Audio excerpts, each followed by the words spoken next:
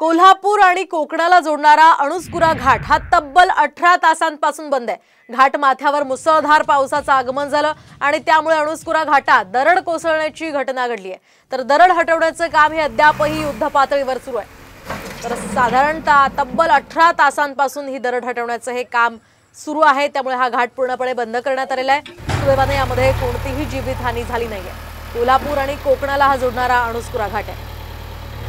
या संदर्भात आपण अधिक माहिती जाणून घेत आमचे प्रतिनिधी अमोल कलया यांच्याकडून। अमोल, काय सांगाल, आतापर्यंत कोणतं आणि कशा प्रकारचं काम सध्या सुरू आहे, काय माहिती मिळते या कामासंदर्भात?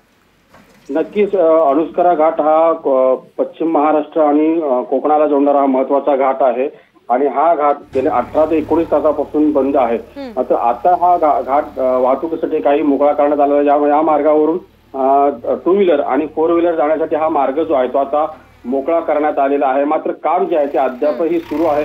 गेल्या 18 तासांपासून या मार्गावरची वाहतूक जी आहे ती पूर्णपणे बंद होती।